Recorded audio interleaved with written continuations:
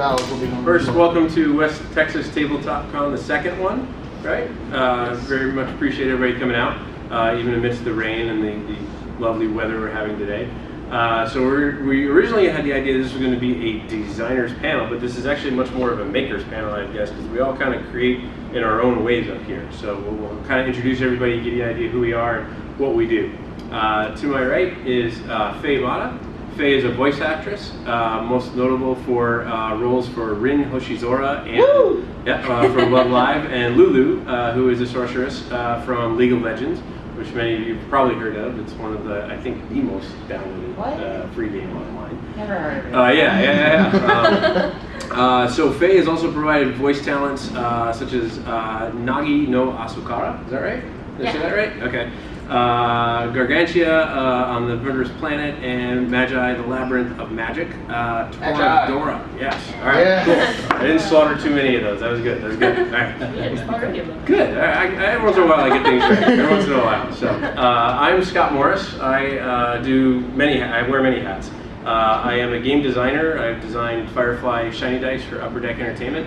And I've also had subcredits on several other games, and then I also am president of my own company, Passport Game Studios, which brings games over from Europe and also makes our own games. To my left is Raven Mimura. Raven is a graduate of the Rhode Island School of Design with a Bachelor of Fine Arts in Illustration. He debuted at Gen Con and has been working steadily ever since. He has done art and worked with properties like Dungeons & Dragons, Pathfinder, World of Warcraft trading card game, doing one of my favorite cards, the Spectral Tiger, Star Wars, Lord of the Rings, Shadowrun, Call of Cthulhu, Vampire the Requiem, and Legends of the Five Rings. So quite a list of heavy hitters there, without a doubt. He is an avid gamer himself, of course, and has always been inspired, as in his own words, by the incredible artwork on display in the world of games, and feels blessed to have the opportunity to contribute to that medium. It's awesome. And then at the end is Ricky. At the far left, we have Ricky Perez. Ricky also wears many hats. So Ricky started in the industry with a website called Let's Level Up, where he did reviews of board games and video games, which I always thought was very interesting to bring both those into one world. He has done podcasting as well, and he is also the designer of a brand new game coming out from Lamplight Games called Whelps and Worms, which according to him is a 4X dragon game that is awesome. That was the exact words, right? I quoted that correctly? Your mileage may vary. There you go. It actually cleared $60,000 in funding, nearly 900 individual backers. And he is also the owner of an indie publisher, Mothership Game Studios, which just began this year and is looking to publish their first game at the beginning of next year or sometime next year, called Outer Gods and Interlopers. So we have a little bit of design, a little bit of publishing, a little bit of art, and a little bit of voice acting, a little bit of everything up here. So the fun thing about this is that there's no one question I can ask that all of us can answer. So it's going to kind of bounce around a little bit. So this is where we'll need you guys to ask any kind of questions you want for anybody that you have up here. So before I jump into any one question I may or may not have prepared, does anybody have a question that they want to throw out immediately and get the ball rolling?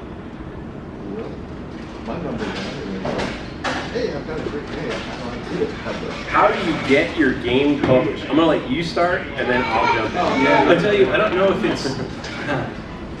I kind of maybe won the lottery a little bit when I tried it, because I pitched it to two people, and they both made offers on the game. So I don't know if it was just a good design or if I just got extremely lucky, but I think one, play test like crazy, get it so that it's finished, and then just start talking to people, start showing it. And there's plenty of publishers out there who are looking for new products, right? They're looking for new games.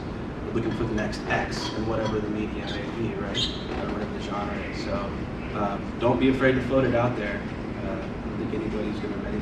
One of the worries is, I may shoot my game, you may turn it down, and the next year you have a game that's just like it, right? I don't think that, and realistically, that happens too much. So make friends, engage on Twitter with the industry, and just don't be afraid to show it off. The Twitter thing's a big thing. There are multiple different angles in terms of game publishing that you can run for social media. The bulk of everybody is on Twitter. If you look at the majority of WizKids, Hasbro, myself, independent publishers, everybody, most everyone is on Twitter and active in some form. There is a lot on Facebook. There's just not as much engagement and back and forth. So Twitter is definitely a good thing. You need a good voice actor. without a doubt. If you really need more. That's right. No, yeah. Actually, so this. Follow me on Twitter. That's right. That's right. As weird as this is going to sound, what Ricky said about meeting people and staying connected with people, that's a big thing, because you might have a game that is really, really good that I like as a publisher, but it just may not be the right time. The biggest challenge for me as a publisher is that I have only so many months in the year that I can release games. I don't want to overload and release more games than the market can bear. So I have at any given time 12 to 18 months scheduled out. So you may bring me a game right now and I may look at it and go, wow, this is wonderful, but I probably can't fit it in my catalog until the end of 2018 right now. And you may want to get it published before that, right? So even though that's a no, you want to stay connected with that person, because you never know if something cancels out from their publishing schedule or something like that. So being connected and staying connected is definitely number one. And then Ricky said testing, which is definitely a big thing. My big thing that I will tell anybody, if who has a game idea in their head? Yes, almost everybody does. Yes, almost everybody does. Blind play test the death out of your game. Blind play testing is where you just give a game to somebody and say, here's a game. And they have to read the rules, they have to figure it out, they have to learn how to play it. It's the most brutal feedback you will ever get in your life, because you want to jump in and you want to say, no, this is how you do it, this is what you should do, and you have to kind of let them experience it, because that's how you're going to know how the masses will experience your game when they actually get it in their hands. So, yeah, definitely. So, I'm going to ask a question that actually can be answered by all of us. So it sounds like everybody on the panel, obviously Ricky and I are into board games. Obviously you were into board games, I think, and video games, right? Both. You are obviously into video games, and it sounds like you play board games as well from looking at your bio with Pokemon and things like that. Right? No, that's cool. That's cool. I mean, in a hardcore board game environment, I don't think I can fairly say I am like a huge board game enthusiast. But it's okay. I You're love playing board championships, games. right? I mean, you're playing Pokemon card championships. It's like not the card game actually. Oh, it's yeah, video that's game? also Okay, a video all right, game. cool. That's all right. That's okay. So I will ask the most dreaded question with a tweak. The most dreaded question I always have people ask me is, what is your favorite game? And I hate that question because it's so hard to answer. So I'll say this. What board game and or video game are you playing the most right now? Right now, so when I play my games, I tend to go all in on one thing at a time, and it's usually multiplayer in some way. Right now, the World of Warcraft Legion expansion just came out, so I'm on that. I play a mage in that. Frost right now, I'm switching my spec to fire. Sorry, I'm getting really into this. That's the game I'm playing right now, but I was all in on Pokken just before that. Spent several months training for that and traveling around the world to compete in this game in this circuit held by the Pokemon company. And then I competed at the nationals, or the worlds actually, world's national or world's championship in San Francisco, and placed pretty well. I was really proud of that. So yeah, I would say that was most recently the game I was all in on and that I was most passionate about. But with the end of season 1, I'm done with that. Now Cool. New game, I'm on Legion. And are you 110? I am 110. There you go. All right. Yes. Yeah, very nice. That's an important thing. Very cool. What item level? Getting ready to raid though. I myself am also playing Legion. I got sucked back in. I had actually not played in almost 3 months and came out and saw these little people with wings and horns in their head, and I was like, I've got to be a demon hunter. I mean, I Spoke something inside me, right? I've been playing too much. Yeah. So it's I'm it's at been 842 very. item level. There you go. nice. And Too much. board game wise, I'm actually playing a game that is a Kickstarter that I got that surprised me. I do a lot of Kickstarter backing. Apparently so much so that I have this nice little tag now called Super Backer. Have you seen that? Yeah. I had to look at what that meant on Kickstarter, and it said that you've backed 25 projects over $25 in the last 6 months. And I was like, oh, yeah, great, okay. I don't know if that's a good thing or not. Right? But I've been playing a game called Role Player, which is a dice placement and manipulation game, which I am extremely happy with and very surprised with. We actually, Mr. Day and I played a game earlier today and had a really good time with it. So, Raven, how about you, from video game and or board game? So actually, I don't play board games very much. And also my work is mostly for tabletop role-playing games. I've done a fair amount of board games and card games as well, a little bit of video games. I'm playing, so I actively play Pathfinder. As far as board games, I really like co-op board games. I like playing board games, but you have to drag me and twist my arm to get me to start, and then I really enjoy it. Part of it is that I don't... Which arm? They both hurt when you twist them. Okay. But I find, I like to sit down with my friends and work together towards something rather than trying to beat up on them.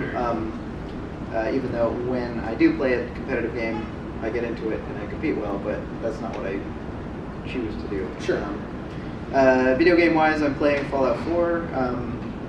I play it when I'm a stay-at-home dad right now, and so I work on the nights and weekends.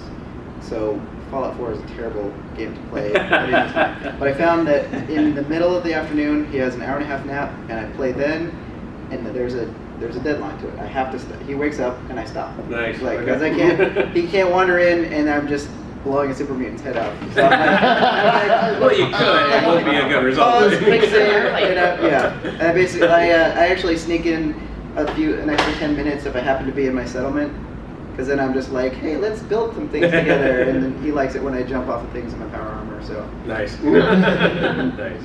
Ricky, how about you? And you can't say whelps and worms. Nothing. I want to try that game. By the way. It's cool. Okay. Sounds cool. Definitely. Anybody can try. By the way, we can play it after this.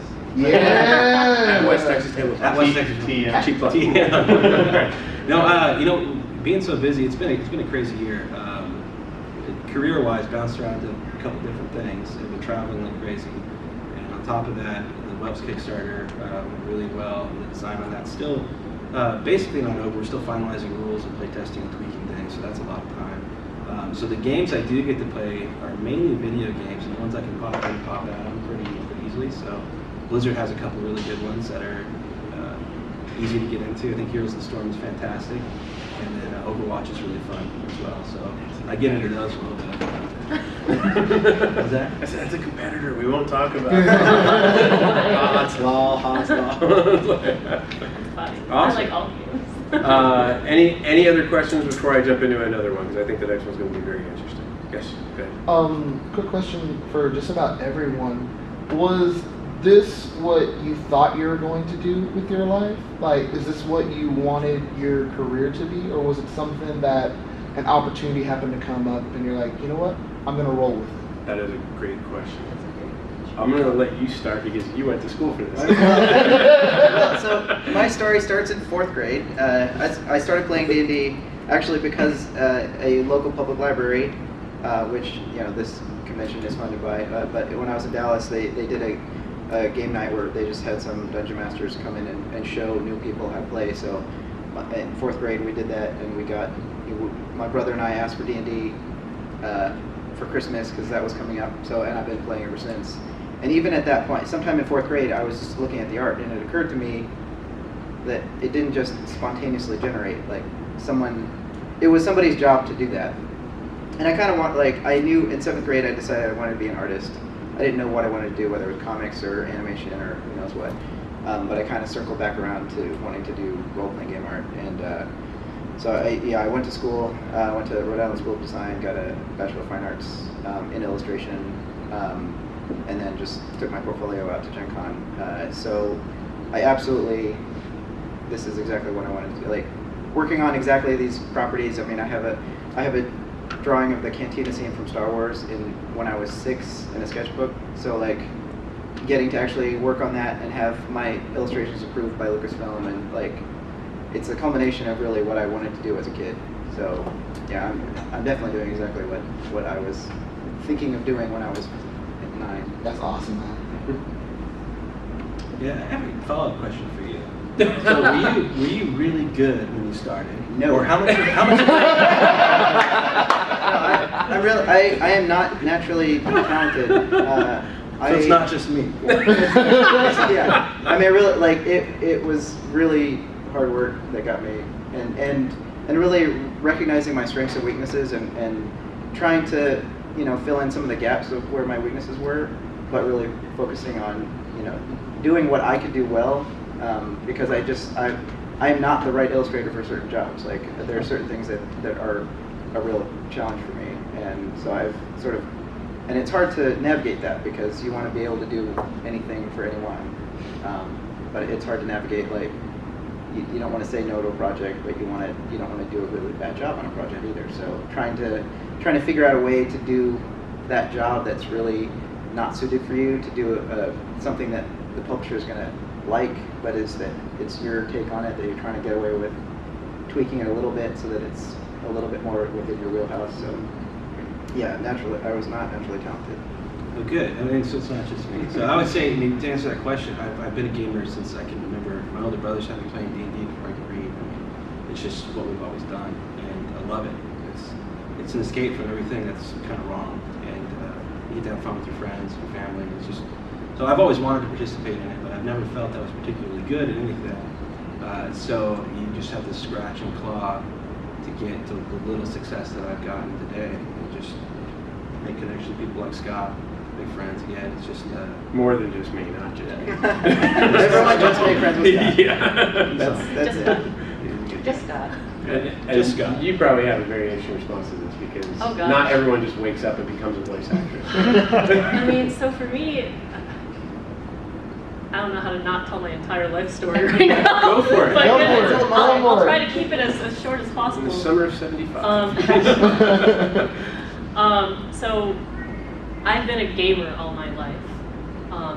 Like this is more than just voice acting to me. I present myself as a voice actor at this con, but I do many things in gaming. But at a young age, the reason why I even got into video games to begin with was both my parents were always busy working. So they left entertainment with me, like shiny particles and stuff, that I could just push buttons and make work. Might be why I'm more into that than tabletop games, because they would have to explain that to me. I grew up with video games, and I knew I loved video games very much, and I always wanted to do stuff with video games. But my parents, I'll tell you, they're both doctors, and they were very much pushing me to also become a doctor. And so I actually started going to school for that. I studied psychology, and meanwhile, while you're studying like a doctor, life can be kind of stressful. So, I picked up other hobbies. Of course, they were video games and things such as building communities around me for like the tournament scenes and stuff like that. And I was a competitive gamer at the time, playing Smash Brothers. And a large part of my passion and movement was there were no other females playing the game ever. Yeah, and like some girls here can probably relate, but it's like you and then like 12 million dudes, right? and I very strongly wanted to represent, I guess. I wanted to get the word out there that there are more girls who play games and things like that. But also, I mean, on the voice acting topic, I just wanted to be involved. I loved characters. I loved falling in love with the characters in video games and cartoons and everything. And I don't know. I think the core of it is I really wanted to. So a follow-up question on that is, who has been your favorite character that you have voiced? Probably Lulu from League of Legends. I think it's because she's actually my first big video game character. And I just love the character itself. She's like this whimsical fairy girl, for those of you who don't know, who's kind of random. Also, she was really OP upon release. She was. So I was totally into that too.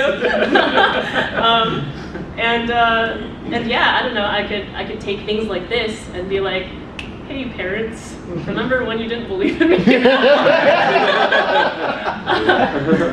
Yeah. It's amazing how many people don't think you can do what we do for a living, right? Yeah. I tell people I make board games, and they're like, "What?" They're like, "That's a thing?" Like, it's been amazing. But yeah, I'll keep to the voice acting stuff. Sorry, but ask me about the other stuff sometime if you want, because I can get really into that. That's a big part of it. I did not think I was going to do this at all. I actually have a degree and went to school for architecture. and I wanted to be an engineer and architect. And got out of college and did that for summer and fall in Montreal, Canada, and hated it. Just absolutely hated every aspect of the business side of it, and started looking for something different. I was going to continue my degree, and I moved to Texas, and I started working with Dell Computer. I was with Dell for almost 16 years. And a couple of years ago, the company was going from a publicly traded company to a privately owned company again. I had an opportunity to leave with a nice parachute. I'd been there for so long, so I did. And I decided to take 3 months off.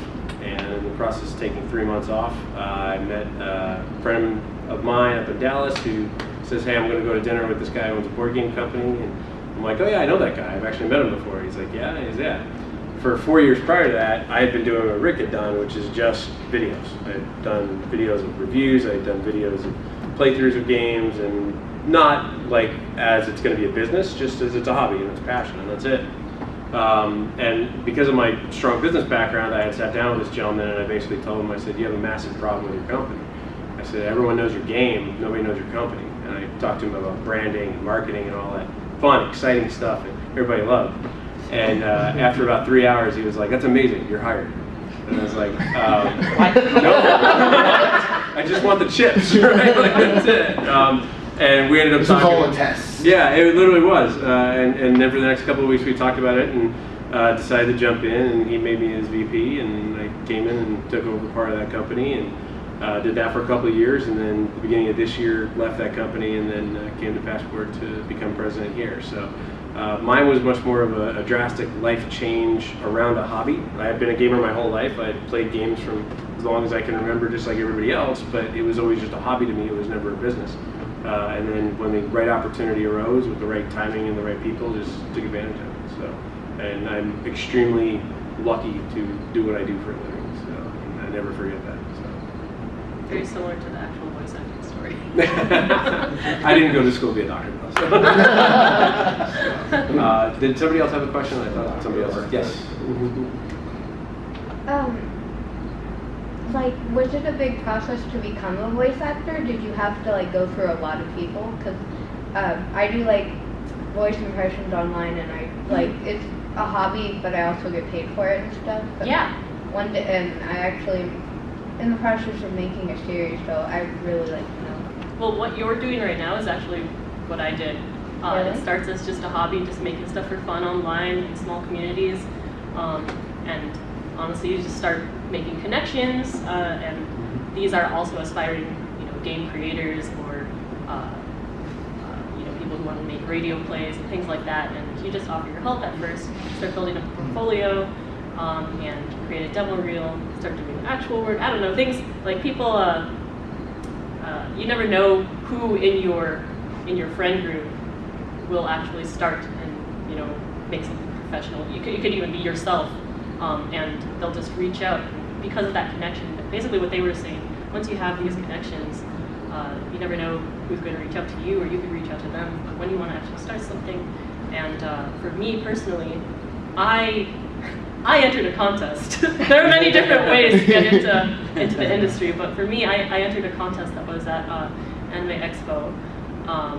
And it was just a voice acting competition, and I happened to win it, and then I went and recorded with them, created a demo through them, and then from there they would just send me direct targeted emails for, oh, this is about your voice type, this company sent us a request for a voice that matches this kind of character, then I have to audition, come in, stuff like that. But others have, you take acting classes, like, oh yes, that's a big part actually that I left out. You want to take classes. Take acting classes, not voice acting classes. I used to be in theater and stuff. So. Yeah, that's great too.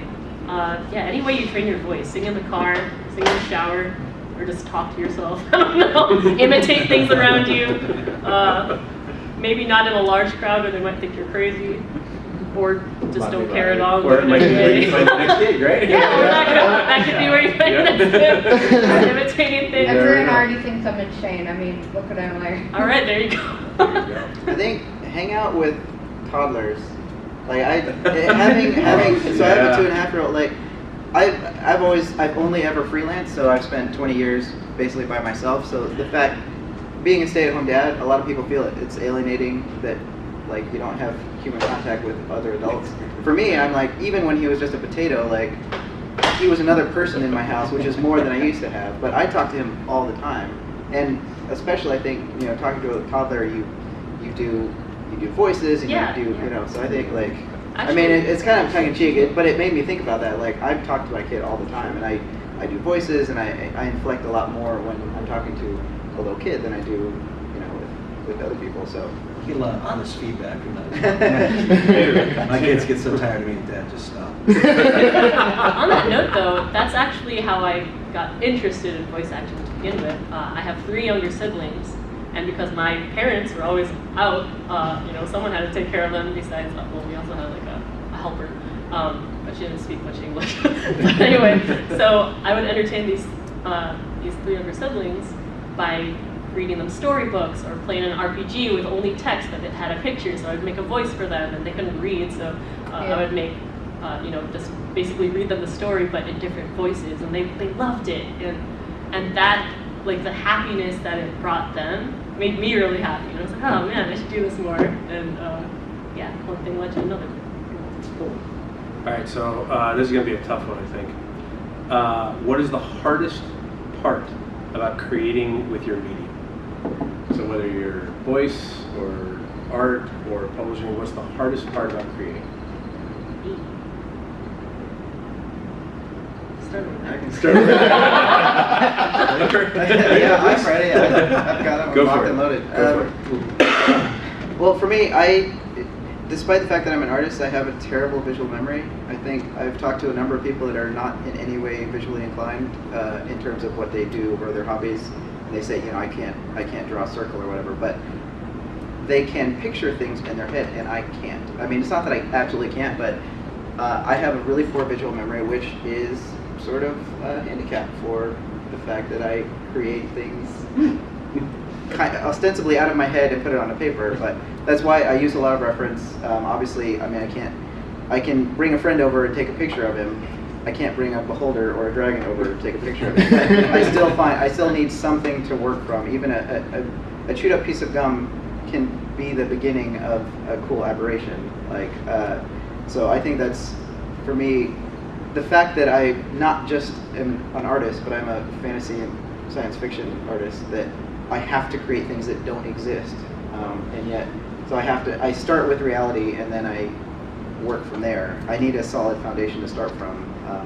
And so and my work it's part of that is the reason why my work is slower than some other artists. So it's definitely a challenge. So a follow-up question on that, what has been the weirdest thing you've used for like a canvas kind of thing to make something? That's a good question. Human skin.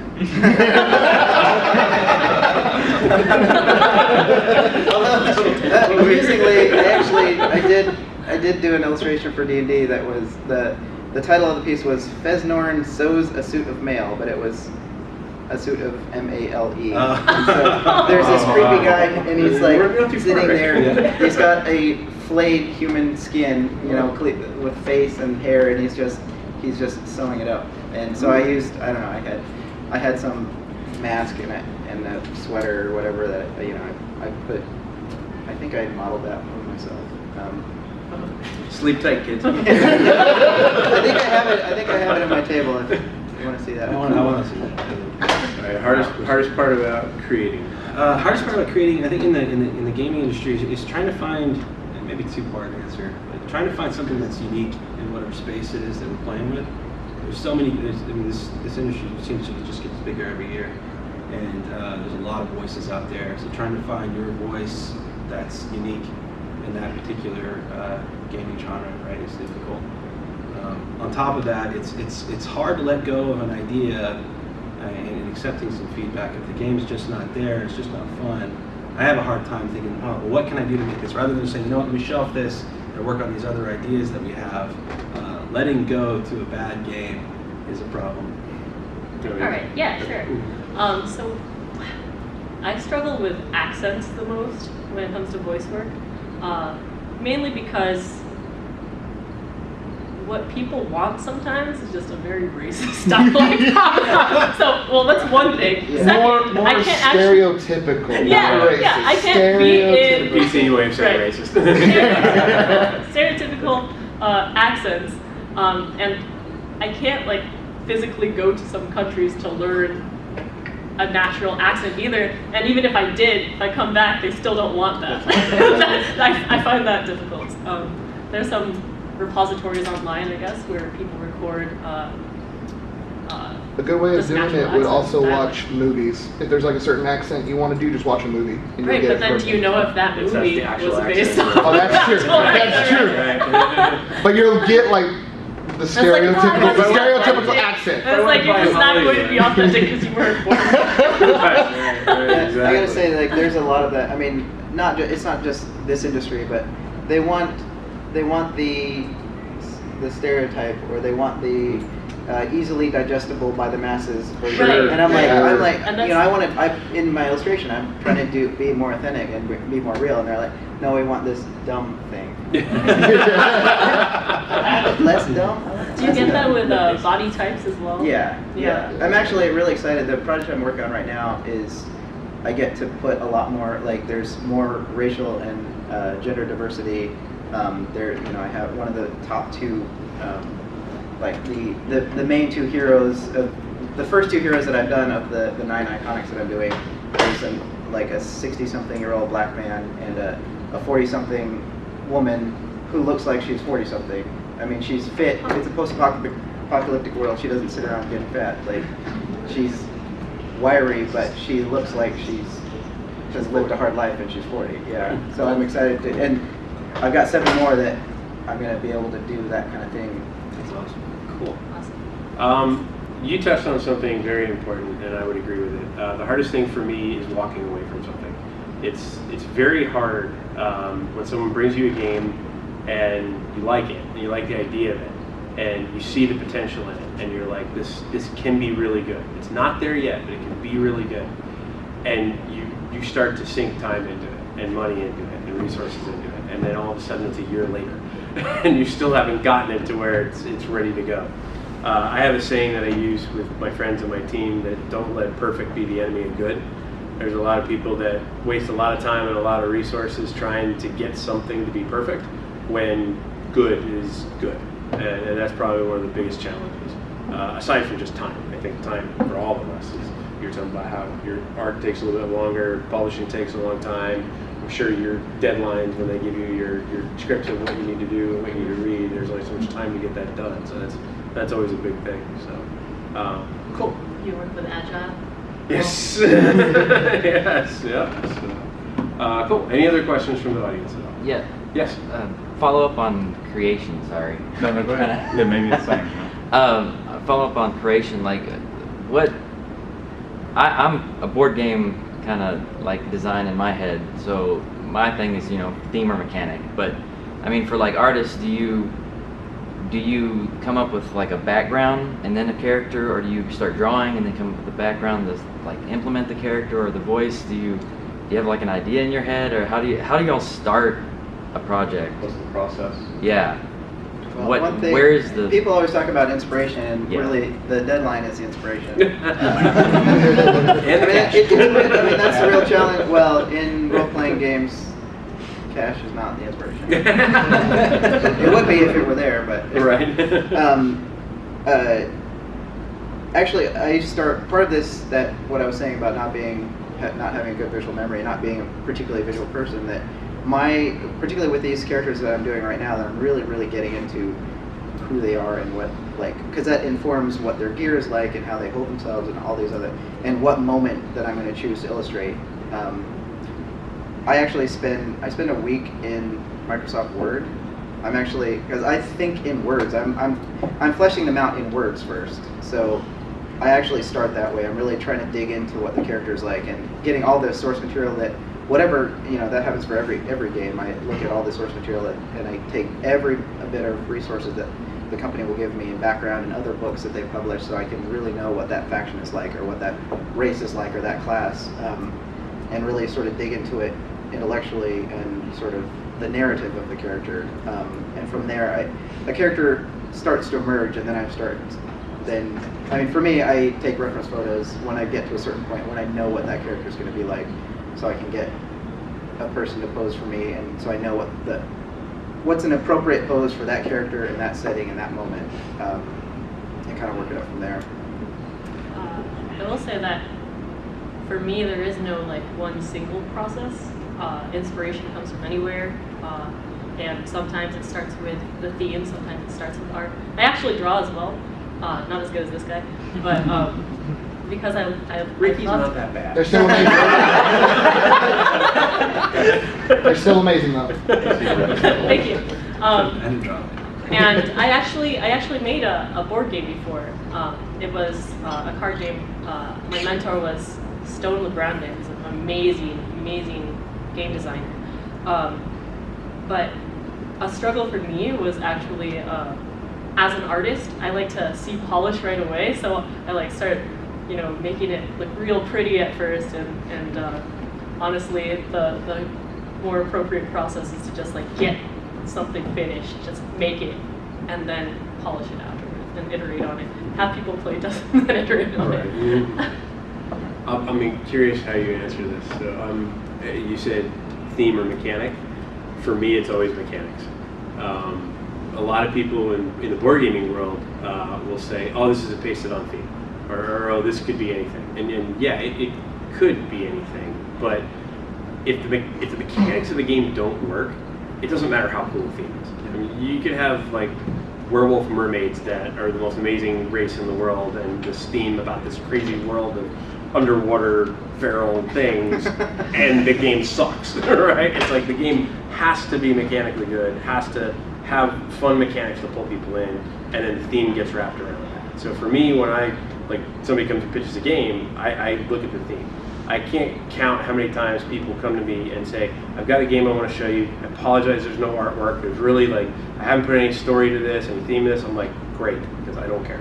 I'm like, all I care about is, does the game actually work? If it does, that's what we have developers for on staff. That's what we can work with designers on and say, okay, you've got this game that does this.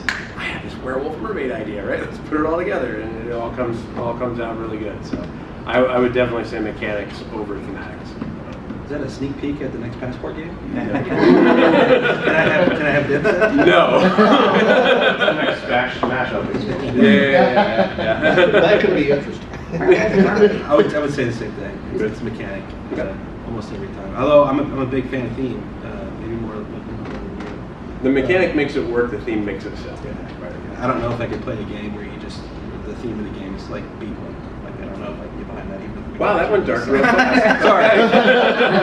Real fast. No, it should Excuse be- me, it you should get be for fun. insulting his art? I didn't say anything. All right. Any other questions from the I audience? think Wait.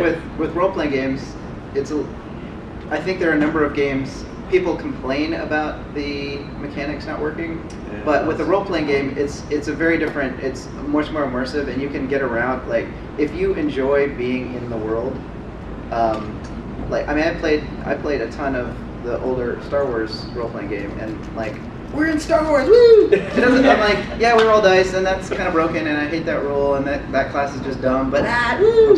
The mechanics didn't, it would get in the way a little bit, but it didn't keep us from playing and keep us from having fun.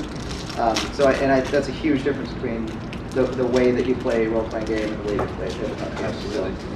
I think theme, in some cases, I think there are a number of, Shadowrun has gone through a lot of iterations that the mechanics people didn't like, but it didn't keep it from being a popular game. People would gripe about it, but people would still play it. And, same with Star Wars or anything else. It's funny, I was just thinking about that. There's a lot more opportunity, I think, in role-playing to kind of make it more malleable and make it your own than a board game would be. You do house rules, you just throw out stuff, you decide, hey, we're gonna play Star Wars, but it's gonna be Pathfinder rules. Sure. There's a lot more flexibility there. Awesome. Anybody else have any questions? When do we get our spectral tigers? That's funny. I sat down. I was doing a signing at a tournament, and there, shortly after the Spectral Tiger was released, and they sat me down with a stack of 10 cards for me to sign because it was their prizes for the tournament, and I was just like, I can't believe that I was sitting there with this much paper that was not, money, that was $10,000 worth of cards. I'm like, here are your 9 cards back. You gave me 9, right? Nice. All right. Does any of us have a question you guys want to ask? Okay. It's like so you have one. No. What's I've your been pride and joy? My kids. My kids are my pride and joy. How about you? You can't say my kids. You can, but it'd be creepy. Yeah. No, my daughter would like that. She plays with them, so. Learning. Okay. Yeah. I love learning new things. How about you? I gotta say, I mean, like now, if you have a kid, you can't not say your kids. Oh, no, my kids are not that great. I mean, I think having kids, like, it just changed my perspective so much, but I think now I'm really doubling down to do work that I really like and I'm proud of.